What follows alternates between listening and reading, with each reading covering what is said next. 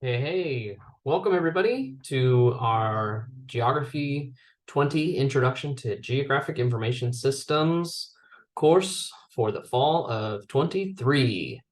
My name is Jeffrey. I am your instructor for this course.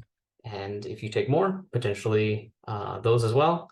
And I am the coordinator of this program here at the college. So it is a pleasure to meet you all here virtually. I want to take a few minutes here, maybe 30 minutes or so, to cover the syllabus, talk about the course, kind of just get things in order so that you guys know how to be as successful as possible in this course. I'm going to take some time now and share my screen with everybody. Here we are. So I am looking at the Canvas course page. Everything is right here on Canvas for you. What I'd like to do is go through this very first module. This is just the introduction or information module. I am requiring that you complete all items, at least view each of these things before moving on. So we'll come back to the Canvas world here in a second. First, to begin with, let me open up the syllabus, walk through what that's like for you guys. So we can do that. Okay, you're welcome to download this and check it out. And take some time here and cover these bases. So this is Geography 20, as I mentioned. There is a 21 and 22 offered at Chabot as well. Those come around every spring. So if your intention is to, or if you are thinking about it, maybe after taking this course, you've been sold on the idea of obtaining your GIS certificate through Chabot. Those courses will be offered in the spring semester. We want to make this as seamless as possible. You can complete the certificate in less than 9 months. I teach all of the courses. I do the coordination with the software, answer your emails about anything related to this particular subject matter. So reach out to me anytime. You'll get 3 units for this course, and then each of those 2 courses are also 3 units apiece. And the other requirement is that you take a physical geography, Geog 1, and the physical geography lab, 1L. So that is 11 units total. Wait, no, 9 for the GIS, 3 for 13 units total. Sorry, 13 units total. And of course, if you're using those courses, you can kind of, double those up, use them for your degree, use them for transfer. That's the whole point of college. Is you want to really take advantage of, using your courses wisely, taking courses wisely so that you can use them in multiple places and earn several accomplishments for kind of doing the same amount of work. Get in touch with me through the Chabot email here, okay? Or Canvas, if you want to use the messenger there, that's fine as well. This is a virtual class and it is asynchronous. So that means I don't come to school. I don't expect you guys to come to the school for this class. And being that it's asynchronous, we also don't have any regularly scheduled Zoom meetings that we meet for. So everything will be presented to you in Canvas kind of as this, already written and I guess I'm trying to put it this way. I'm going to present all of these materials to you in a kind of specific form and fashion to it. And it'll be up to you to work independently, be responsibly, and complete your assignments on time. So put it this way, I'm not the type of professor that will check on you and say, hey, where you been? You haven't turned anything in. What's going on? If you want to check in with me and talk to me about stuff, by all means, you can do that. But if you're kind of fading away, don't expect me to be one that kind of brings you back. Especially in this type of class, it's your responsibility to, stay on top of the assignments. So, as like I said, if you want to meet with me and check in on things, you can. Office hour. It's really just a private meeting. Is what we're talking about here. That would be by appointment only. So if you want to talk about something, just email me and we'll schedule a time for both of us that works, and we can sit down and talk about things. I am not requiring a text. This is an open resources course. Actually, all of my courses here, all of my GIS courses are open resources. So I'm going to provide you guys some snippets from a digital textbook that I have. So you don't have to purchase any text at all for these courses. Everything that you need for this course will be provided directly from me. Okay. Yeah. Let's see, software. This is a biggie, okay? I really think the first 2 weeks is usually where we have to work out some of these kinks. If you're not particularly software savvy, that's okay.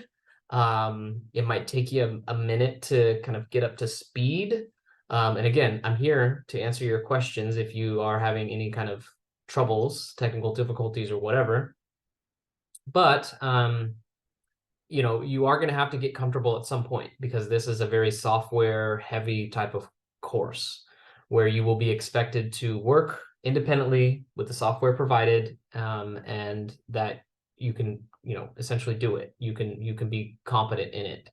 Now, obviously, the whole point of this course is to train you how to do that. So don't think that you have to be an expert right away.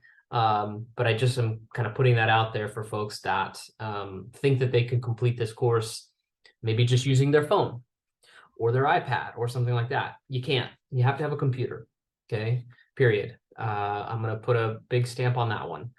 If you don't have access to a computer, you can use the Chabot Learning Center where the library is. We have software installed on those computers specifically for the GIS courses.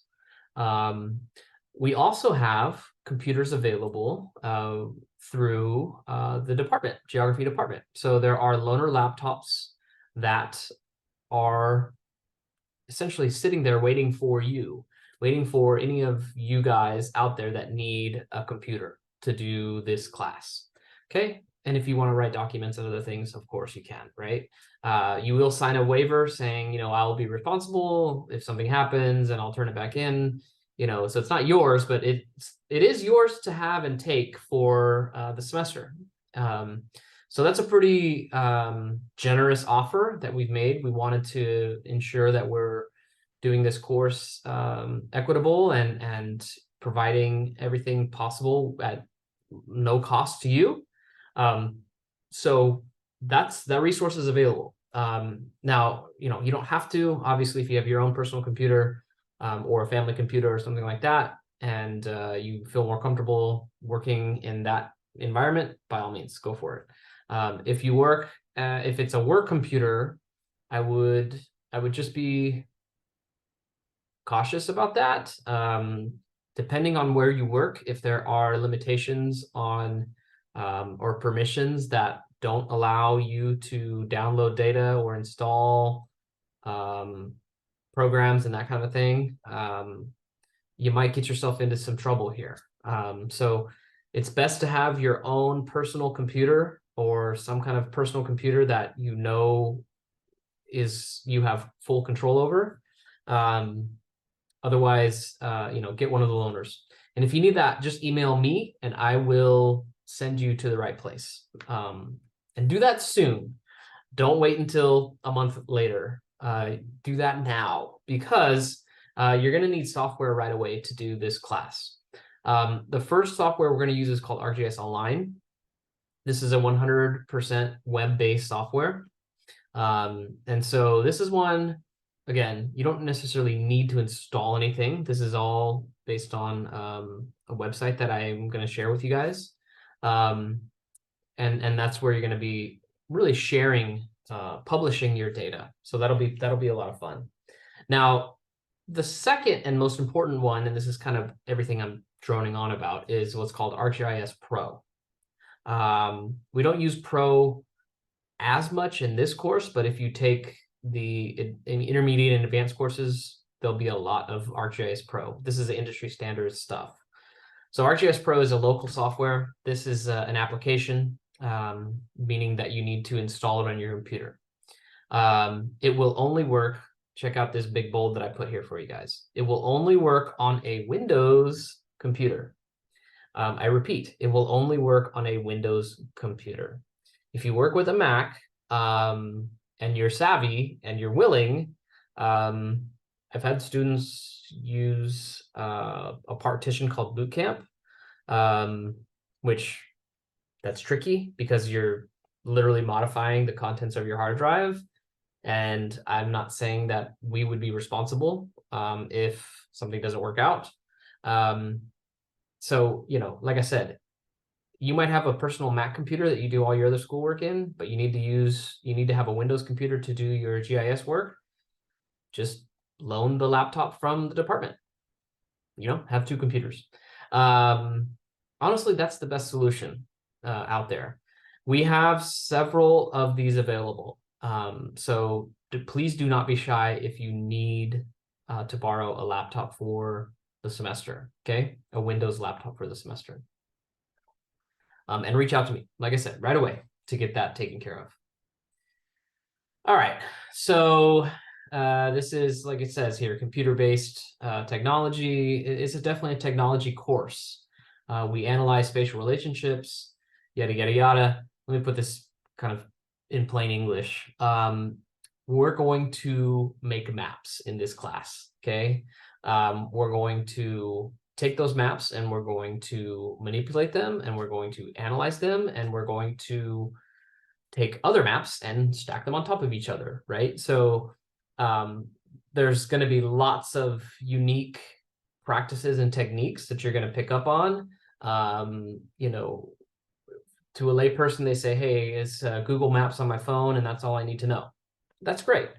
There's actually some layers behind Google Maps that you probably use on a weekly basis that actually are based on GIS software. I don't know if it's necessarily, I wouldn't say necessarily the software that we have, but the theory, the concepts, and how everything kind of works to be presented to you essentially is a GIS in its purest form. Okay, so you're going to have a better understanding of how things like that work. I'm not saying you're going to create your own Google Maps, but it will be something, you know, similar-ish in a way, right? And also a lot of other varieties that you may not realize are valuable. So there's a lot to be gained here in this course, being this introduction. I'm going to try to take it really slow. I'm going to give you all a lot of theory and behind, you know, getting started. And once we get into the intermediate and advanced next semester, there's really a lot of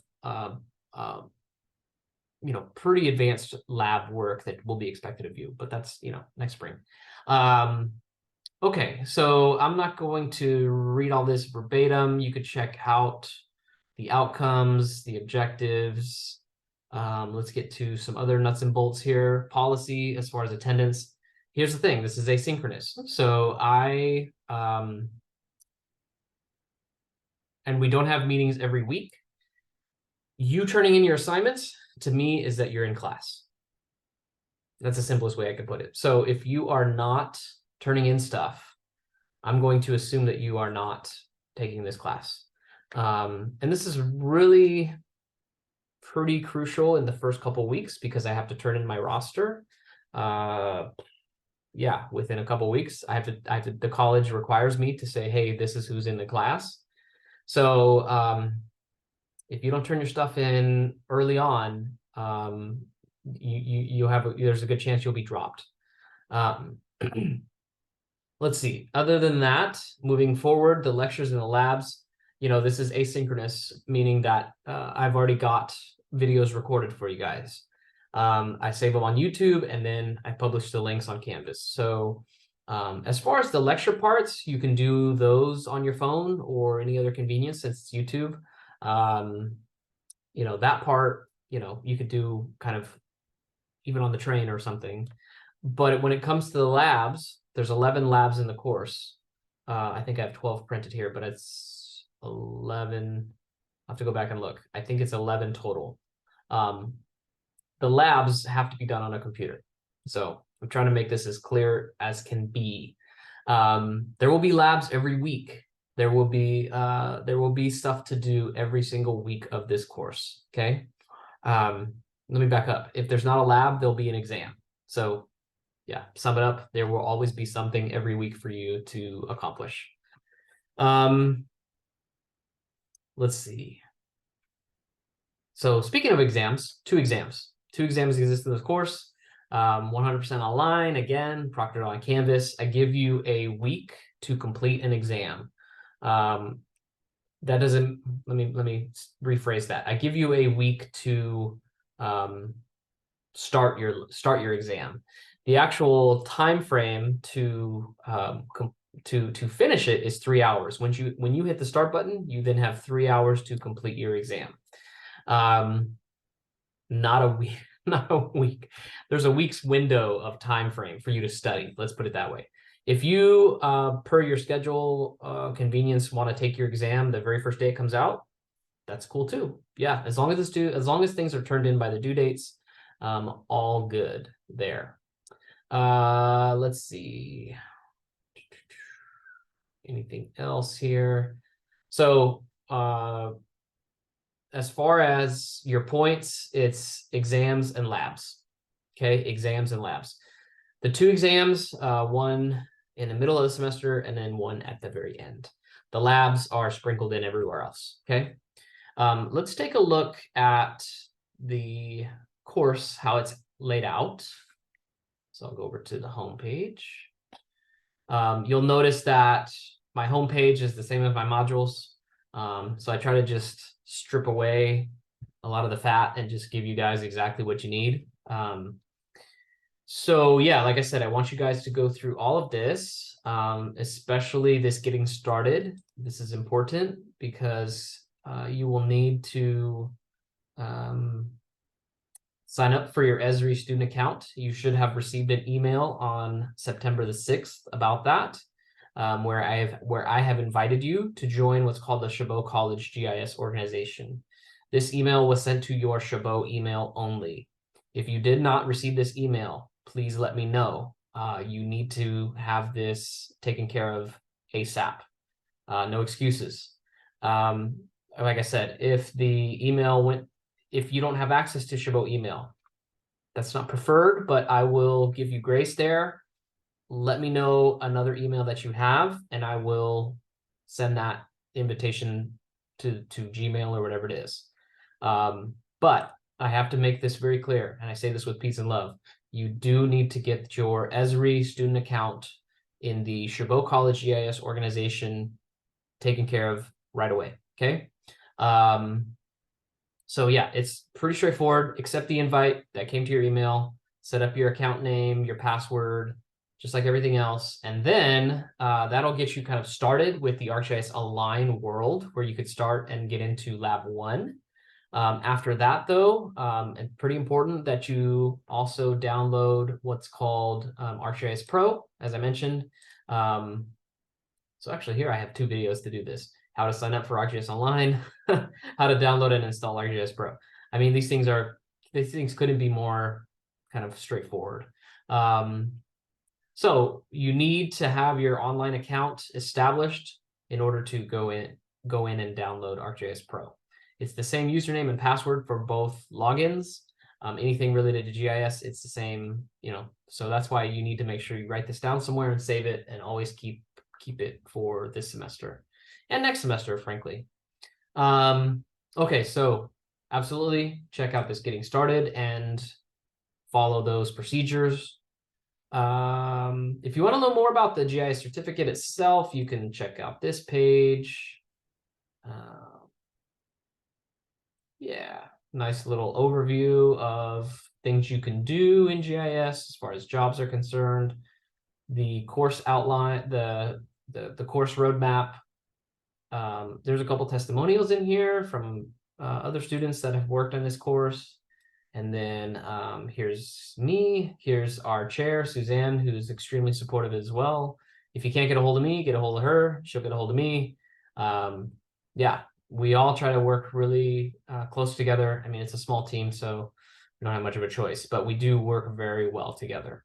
Now, once you've gone through this information section module, notice that if I turn on student view, notice that I've got several other modules for your course here. And it may not seem like a lot, but when you go into each one, there are quite a few assignments, you know, within these modules. Now, some of the modules are like one topic and one lab. Some of the modules are one topic with 2 labs. So like, for example, when we look at the introduction, what is GIS? Well, here is a lab about getting started with ArcGIS Online. Yeah, and I can't open that because of these. Let me go out of the student view. So you ask yourself, okay, what's this first module? Well, okay, what is geographic information systems? If it's locked, here's the prerequisite. You have to go through, like I said, all the course information. Once you do that, this should open up for you. So yeah, short, there's a text. Actually, let me walk through each one of these things one at a time. You'll always have your modules. You'll always have your lessons and objectives page to kind of set the tone for what I want from you from that module. Gives you a little brief description. We go back, then there is a text for this particular chapter for this subject. What is GIS? So here, the expectation is that you do read through this, at least scan through it. I mean, if I'm being totally honest with you guys, it's important because the material that you will be tested in your exam will come straight from this text, okay? Straight from the text that I provide you each week, or each module, I should say. So don't just like not acknowledge that. You need to review, like I said, at least scan. Here's like the best kept part of all of this. I give you guys a lecture, a video lecture where I'm talking about the contents of the the text itself. Some of these lectures are a year or 2 years old or so. So if I look different, I'm in a different room. There might be other people on the call with me. You know, just note that the material is the same. It doesn't really matter. I haven't changed it enough to make it that the videos aren't relevant anymore. So yeah, come in, watch the videos, take notes, because you will be tested on this material. Then when you come to like right here where it says something like lab, okay, this is the instructions, like a tutorial that I want you guys, you can download it if you want, but this is the instructions. Uh-oh, what happened here? Usually this stuff publishes right away. There we go. Here are the step-by-step instructions for completing your labs, okay? How to do the labs. So walk through these. I don't give you guys a video about click this, click that, click the other. Everything is pretty well explained to you in these tutorials. There might be some places where you get a little bit lost, or things don't make sense, or even the screenshots aren't exactly the same because they've updated the software. If that is the case, please let me know. Do your best to get as much done as possible. When you have finished with the work in a lab, go over here to the last portion of the module, submission and discussion. Lab 1, submission and discussion. This is for points. So I do things a little bit differently. Since we're not in class and you can't hand me a hard drive, or stand up and present your work, I had to get a little bit creative. So what I thought about was, instead of emailing me deliverables as a dot something something, and then I just kind of download them and look at them and then give you a grade, that's a lot of download, upload, back and forth for both you and me. What I found to be pretty cool as an experience is for you guys to share your labs. If it's an online lab to begin with, perfect. You already have the link. All you gotta do is copy and paste that, take a screenshot, you're good to go. If it's a ArcGIS Pro project, then you will publish it to online and then take the online version and then submit that. So what I'm trying to say is, once you have that online shareable content, you will come into the submission page, which is a discussion. And this is where you will reply with a screenshot of your lab. And it should be in the lab instructions, what I'm actually asking for you to deliver, okay? So it'll be something like a screenshot and a link to your ArcGIS Online map that you put together. So it's going to take a minute, a couple tries to get this right. I totally realize that, and I'm totally okay with that. But you'll find that the cool thing, like I said, it's less upload, download, all this kind of back and forth stuff. You put it all right here. And the really neat part is that this becomes a forum for you to not only share your stuff and for me to grade it, but it also becomes a place for you guys to talk about your experience together. Since this is a class and we're online and we're asynchronous, what other opportunities do we get to talk to one another and actually engage? This gives you the opportunity to not only share your work and get graded on it, but also to see the types of things that your classmates have done.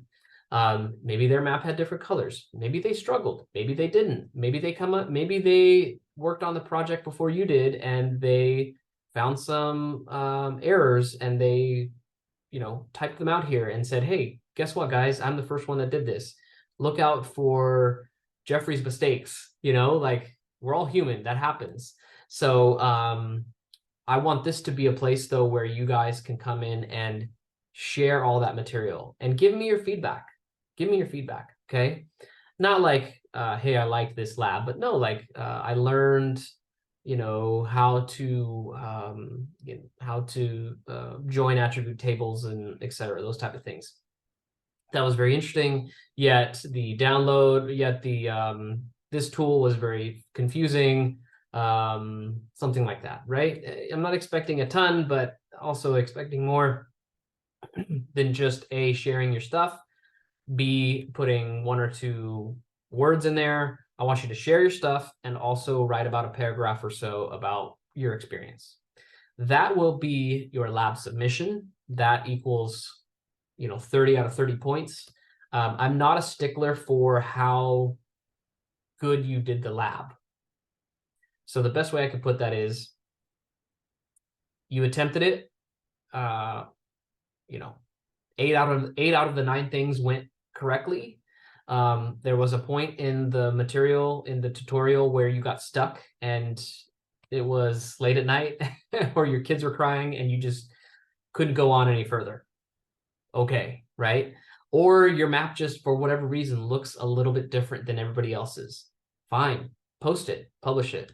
As long as I could tell, and I can because I've done this several times, as long as I could tell that the work was put in, the effort and the attempts was there, I will give you 30 out of 30 points. It's very rare that I don't award somebody full credit for lab assignments.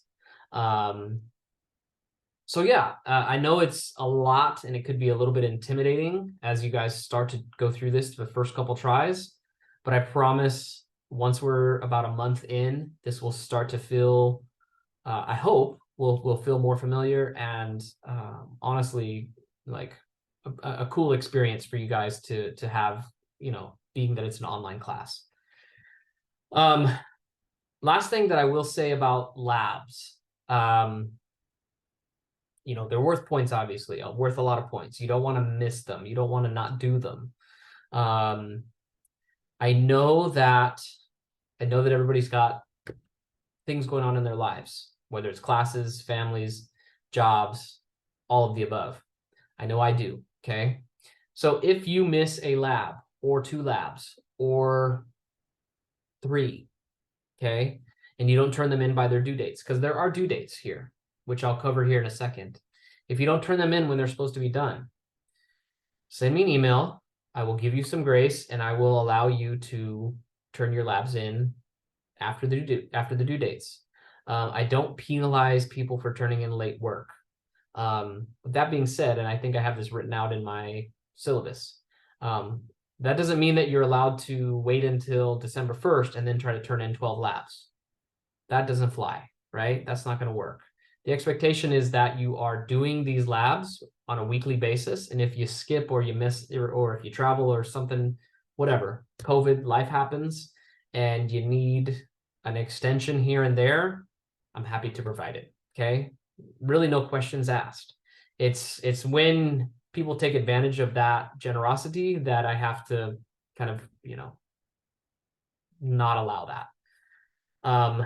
But I wanted to tell you that so that you can feel a little bit more comfortable, especially going through these first few weeks if there are some growing pains relating to getting your software, your computers, whatever resources you need to be successful, if you need to get all of that in order before you can complete the work, okay? So just communicate to me openly, let me know what's going on, and I'm happy to help you out, okay? That's exams, or that's labs. Exams, on the other hand, those are pretty set in stone. So if you miss an exam, and again, those are major points, go back and review, like I said, in the syllabus. If you miss an exam and it's 3 weeks later and you're like, oh, hey, can I take the exam? I'm gonna say, no, sorry, well beyond the grace period there. Okay, just quickly regarding the dates for things, you'll notice that my modules have, each one of these dates are Mondays. They fall on Mondays. My assignments are always due on Sundays. So I give you a week's period to either complete a lab or finish an exam, okay? Some of the modules, as I mentioned, have 1 lab. Some of them have 2 labs. Some of them have 3 labs, okay? So like, for example, this first one, module 1, GIS, what is it? Lab 1, that's the only lab that I have related to that subject matter. Module 2, which is about attribute data, there is the text, of course. There is the video for the text. I actually threw in a PowerPoint here as well because I had that as kind of an extra one. Make sure when you get into your ArcGIS Pro projects that you come to this little link. Every one of those projects will have a download data right here in the files. Yeah, so if that is confusing, please let me know and I will try to help direct you as best as possible. So make sure you download the data for those labs. But what I'm trying to say is, like with this module, the text only exists once, okay? The text only exists once.